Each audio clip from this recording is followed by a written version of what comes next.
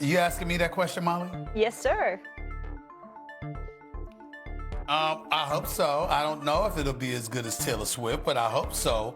Swagoo, Canty, is it just me? I mean, I have no problem. I'm looking forward to the show. I'm looking forward to it all. The issue I have is with the title. The Kingdom? After what we saw in the Super Bowl? Yeah. Wow.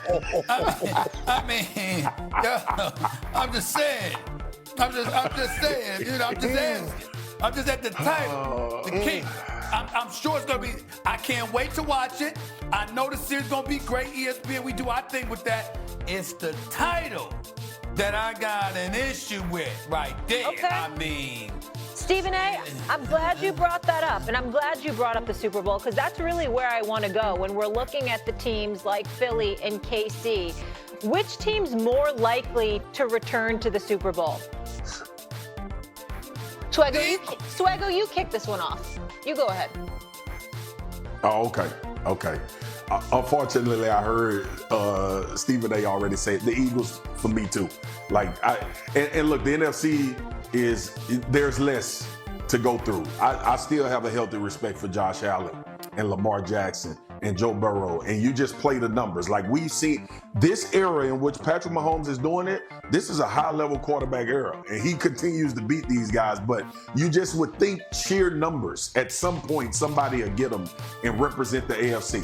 I think the Eagles are still the best team in the NFC. I think the roster is still the best. I think the quarterback is perfect for what they do and playing at a high level, even though people don't want to give him credit. This young defense shows you what they could potentially be week in and week out. So I think the Eagles have the best chance. I think the Eagles still I think they'll be in position to get a first round bye. The Commanders obviously will be a challenge for them. I believe that Jay Daniels continues to ascend. But Philly to me has the easier route because it's less wars and attrition in that conference, man. Swagoo, everything you said about the Philadelphia Eagles is true, but I will counter with this. It's hard to eat when you're full. And you mentioned all the young guys on the defensive side of the ball for the Philadelphia Eagles. And make no mistake, that is the identity of that team. You're talking about second, third, fourth-year players. The worst thing that can happen to you in football and in life is for everybody to be patting you on the back and telling you how good you are.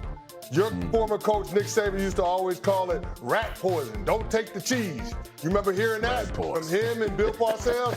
That's what it is. Yo, Coach Bill. So while I believe in the sports character of Jalen Hurts, you still have to contend with those guys going through an entire offseason with already being crowned as the team to beat.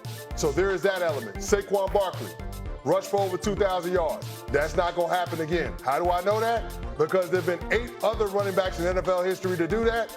In the following seasons, those guys have averaged 966 fewer rushing yards. So I'm not quite sure that we can have that same level of productivity from the Eagles year over year. I still think they're the team to beat in their division. I still think they're contenders. But if I got to pick between the two, I'm going to say the Kansas City Chiefs have a better chance of getting back there because confidence comes from demonstrated performance, and I've seen that group do it every single year.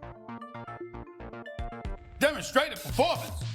Philadelphia Eagles been in 2 of the last 3 Super Bowls.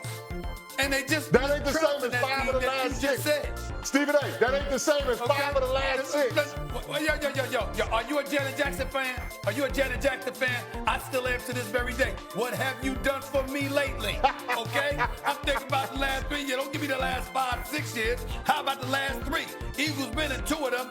Both them and the Kansas City Chiefs got titles to show for it. I'm going to go with that. That's number 1. Number 2, the road to prosperity is a bit more difficult in the AFC, in my estimation.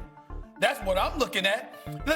Can we sit here honestly, CC and Swagoo, and say that there's any excuse whatsoever outside of the Herculean excellence of a Patrick Mahomes? Can we honestly say there's a legitimate excuse for the Baltimore Ravens not to be coming out of the AFC for the Super Bowl this year with what they got on their squad? They loaded. They loaded.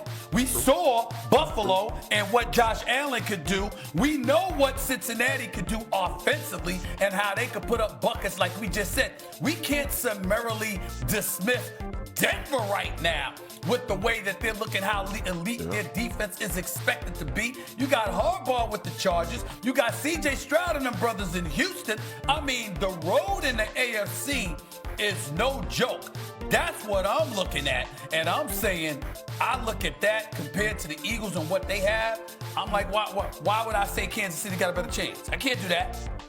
Can't do that.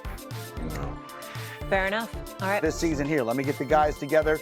Dominique, did you have an issue in any way with anything I said? I mean, it's hard to disagree with any of those numbers. I think his career is still very early. You have to mention guys, because most great quarterbacks get to a Super Bowl at least. But I think guys like Warren Moon didn't make it to a Super Bowl, but the numbers aren't nearly the same as what Josh Allen has put up. And of course, Lamar Jackson's another guy, but he's a current contemporary. But it's hard to imagine that Josh Allen will be kept out of the Super Bowl for much longer, because to your point, he can't do much more than what he's doing. Well, that's the scary part of all of this. And the reality of it is, look, Warren Moon, through no fault of his own, his NFL career was shortened because the league was where they were at that time, and he wound up having to play in the Canadian Football League for a long time. And Lamar Jackson, whose regular season success has been equal to, if not even greater than Josh Allen's, his postseason performance has been nowhere near what Josh Allen's has been.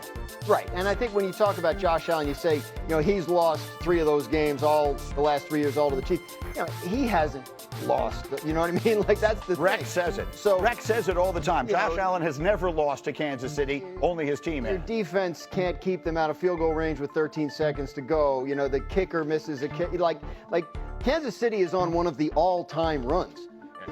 And that's what Josh Allen has been up against. The Buffalo Bills are good enough to get to the Super Bowl. They just haven't been able to win that one game against that one team, and it's not necessarily all on him. So the question, Big Swagoo, is this the year? The Bills are favored in every game they play this year. The schedule for teams in the AFC East tends to be a little weaker, at least what we expect it to be as the season begins. Do you consider this Josh Allen's best chance to finally scale Mount Mahomes? Nope, I do not. He didn't lose to Mahomes last year. It was Lamar Jackson and the Baltimore Ravens. It's Joe Burrow a few years ago. Listen, Josh Allen is absolutely phenomenal, and you made a great case for him being the best quarterback to never make a Super Bowl. But we always tend to forget that these guys are technically bunched up at the top with Mahomes sitting at number 1. When it comes to Burrow, when it comes to Lamar Jackson, when it comes to Josh Allen.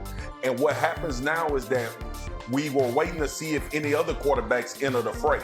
This is no indictment on Josh. Josh is the quarterback who's played well enough against Pat, outside of Joe Burrow, who's beat him, to win.